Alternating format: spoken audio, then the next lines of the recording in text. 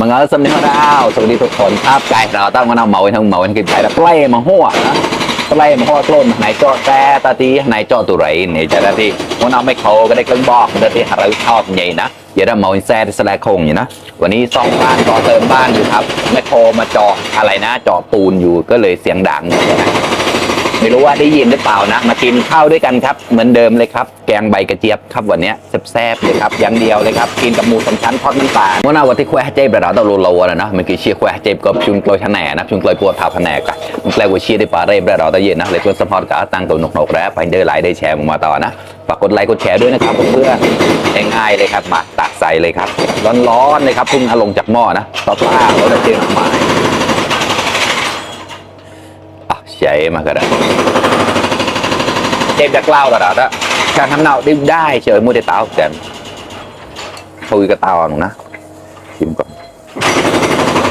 โต้ทันยิกแหละ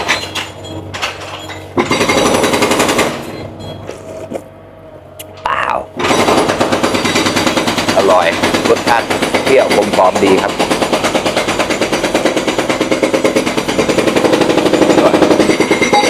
จึงเลย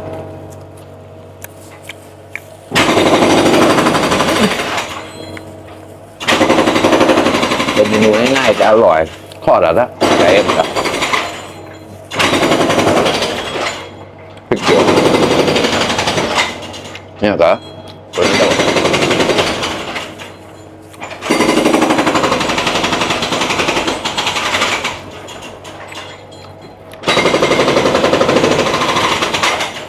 ก็อะไรกัน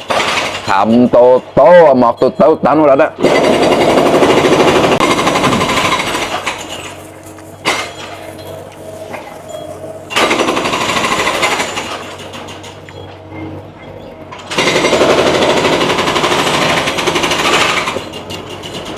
ดีมากตาตาแล้วก็หอม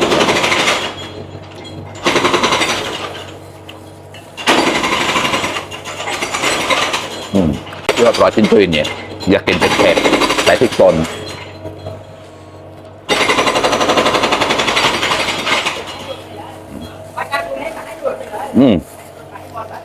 ได้แดงขึ้นมาเลยครับนี่ก็ไต่มจอดแควะเจ็บกันแนบซึ่งเรากันติดคอมเมนต์เยอะเลยนะปลากินใหญ่ๆแบบนี้เลยครับทอดน้ำปลานะ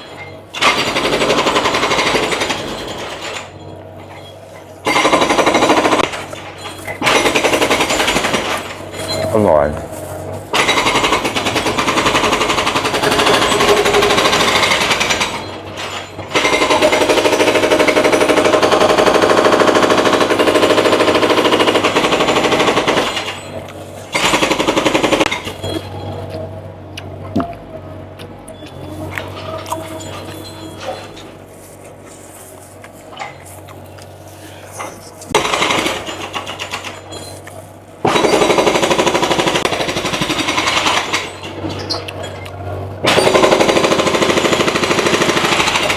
เยอะเปิ้ง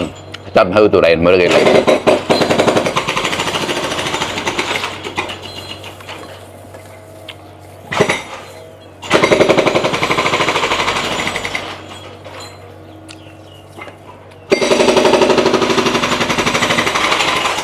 สำหรับจริงๆสำหรับไม่เดาได้ละเรากินหมานะ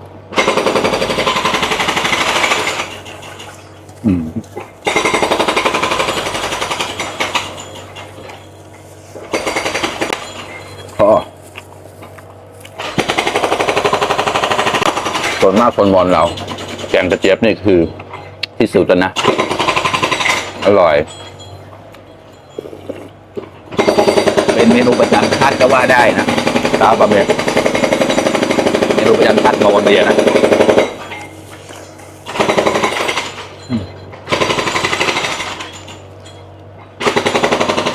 อร่อย